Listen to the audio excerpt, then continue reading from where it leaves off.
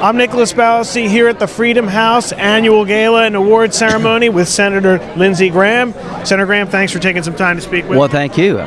Now, since human rights is one of the major issues that are being discussed here at the award ceremony and what it's for, what's the most pressing challenge for the United States in the area of human rights right now, in your mind? Well, it's always been the same.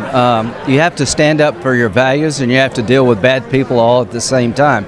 What I've learned over the arc of time, that when you become transactional in your values, evil benefits. So we're dealing with China. We're trying to get China to help us with North Korea. But there are human rights abuses, freedom of speech, freedom of religion, oppression in China. Egypt, they're a strategic partner, but what's happening in Egypt disturbs me. So you have to be clear with your friends, not just your enemies, and try to change behavior. Push people toward those universal values that we take for granted here. Senator Schumer, he said that President Trump's not being tough enough on China. He hasn't labeled him a currency manipulator yet, and he is doing that, he's saying, because they're helping with North Korea. Is that the right approach, or do you agree with Senator Schumer? Well, let's see what happens with President Trump's effort to get China involved with North Korea. The North Korean threat is real to America and the world at large. It's the worst regime on the planet. You don't want them to have a missile with a nuclear weapon on top to hit America. So the Chinese are the key. I think they're still a currency manipulator, but Obama and Bush never designated China as a currency manipulator. So the bottom line is, let's give President Trump some time. I will say that China's done more in the last 80 days, 100 days to push back against North Korea than they've done in 20 years. I think what's gotten China's attention is President Trump's determination not to allow this regime to hit America with a nuclear weapon. What do you think is the next move for the United States, for the Trump administration regarding North Korea? I think is to basically tighten the noose, get China to be more aggressive in the UN against North Korea, to tighten the economic screws, but basically to convince the regime that if you think survival is best achieved by having a nuclear weapon and a missile to hit America, you've miscalculated. That will be your demise. There will never be any change in North Korean behavior, I believe, until they believe that military option is truly on the table to stop their missile program from maturing. And China can deliver that message better than anybody.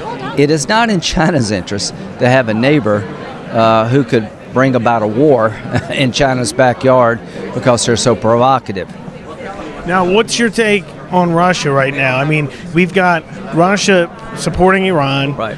Russia is not going to come to the table, it looks like, and help at all with North Korea. What does the United States do about Russia's role in those two situations, Syria and North Korea? Number one, Russia is one of the bad actors of the planet. Putin's destroyed democracy in his own country. People mysteriously die who oppose him. He's enriched himself at the expense of the Russian people. He has dismembered the Ukraine. He is now providing arms to the Taliban. He interfered in our election. He's trying to go after democracy all over the planet. Germany and France are next. I would urge the Senate and the House to pass sanctions against Russia for undermining our election. I don't think they change the outcome. But to hit Putin and his cronies harder than we've ever hit them before. So I want a Russian sanctions bill passed yesterday. Are you worried about backlash from a move like that? Increased sanctions? No. I really believe that Putin won't stop until the equation changes. Right now he's getting away with a lot, and he's going to keep going until the costs are too high. If we hit him and his cronies hard for his provocative behavior, it will stop. I don't want a war with Russia, but I'll tell you this. If you really do believe in freedom and democracy, you have to stand up to the Putins of the world, because they don't.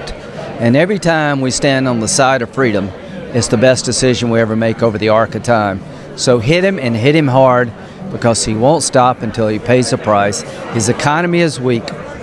Some experts have said that the tension between the U.S. and Russia is worse now than the Cold War. Do you agree with that? Yeah, I don't know if it's worse than the Cold War, but I would say this. It's gotten worse because Russia's gotten worse.